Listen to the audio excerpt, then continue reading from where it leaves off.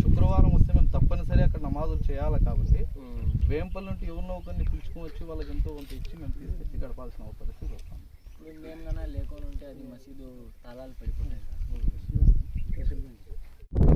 చక్రాయపేట మండలం సంబంధించి కుమార్ కాలువ అనేటువంటి రెవెన్యూ విలేజ్లో సర్వే నెంబరు 72, సర్వే నెంబరు 165లో దాదాపు 31 ఎకరా ఒరిజినల్గా ఆర్ఎస్ఆర్ ప్రకారం మసీదు ల్యాండ్స్ అవి.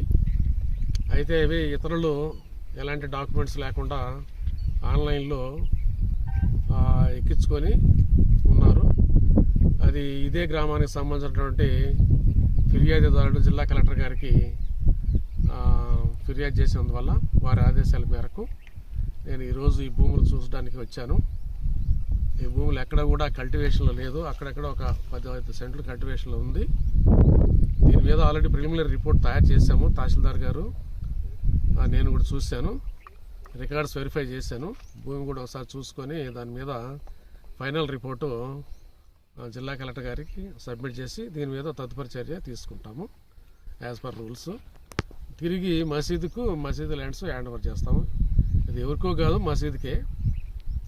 ఇంత విలువైనటువంటి భూములు ఈ రకంగా చేసినందుకు దాని మీద యాక్షన్ కూడా ఉంటుంది వాళ్ళ మీద కూడా. కాబట్టి దీని పర్పస్ మీద ఈరోజు ఇక్కడ విజిట్ చేయడం జరిగింది.